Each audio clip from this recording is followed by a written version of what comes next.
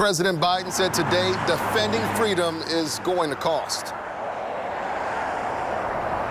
And the invasion of Ukraine, for example, take a look at these images. Hundreds of Ukrainians who have lost their lives, and we're just talking about civilians who are dead. Also, this is leading to calls of possible war crimes.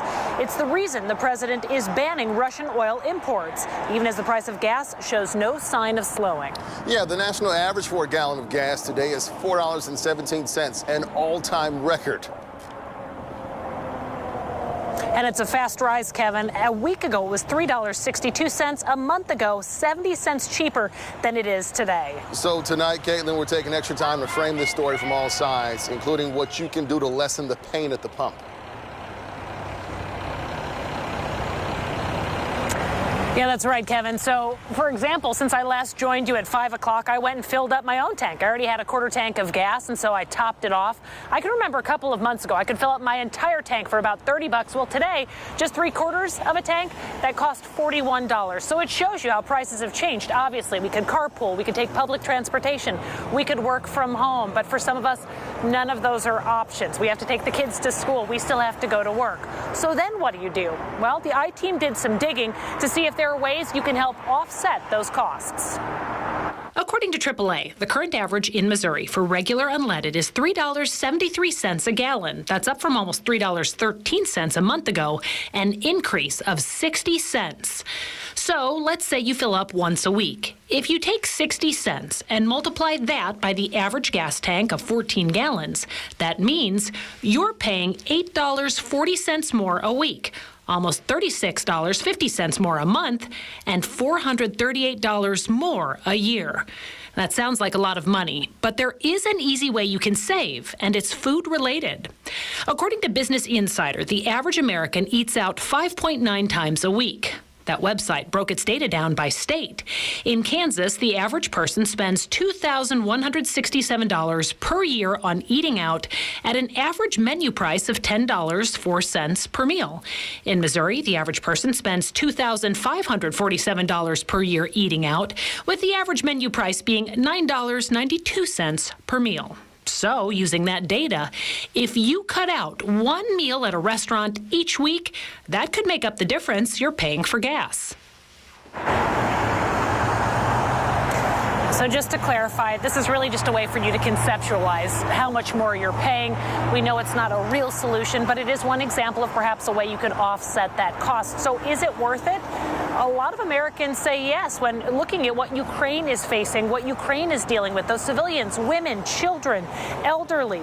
Paying more to make an impact on Russia is also worth it to many of our politicians, too. But again, getting back to what the average American thinks, a new poll from Quinnipiac University found 7 out of every 10 people do support the ban on Russian oil, even if it means paying higher prices here at home. From a numbers standpoint, again, take a look at the United States after World War II, after all those sacrifices. Were we an impoverished nation?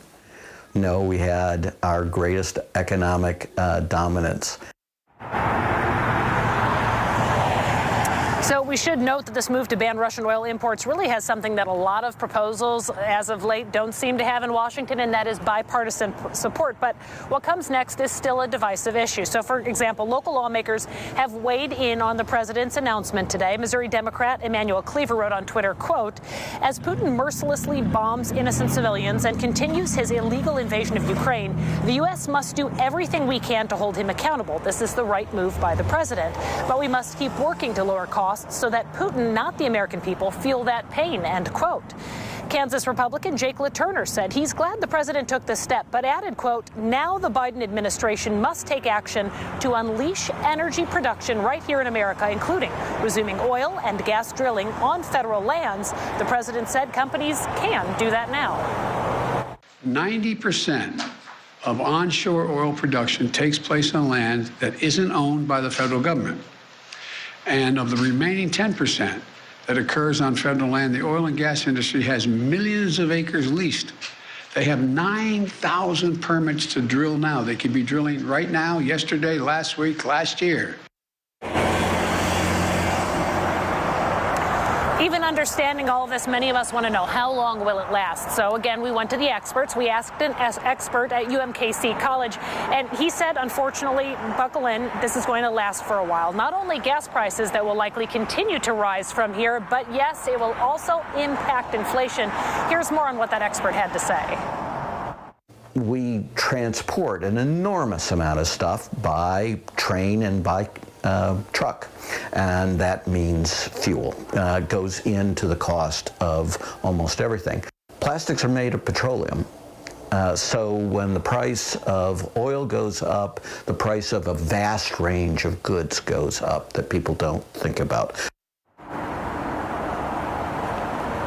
There really is a trickle-down effect. It impacts so many areas of our lives. We understand that. So we've really just scratched the surface. But, Kevin, we are committed to following this issue in the days, weeks, months to come, exploring other avenues and trying to break it down to understand why what's happening overseas is impacting us here. And, Kevin, I understand you've also been looking into whether banning those Russian impacts will really have any impact on us. Reporting live in North Kansas City, I'm Caitlin Canute. Kevin, back to you.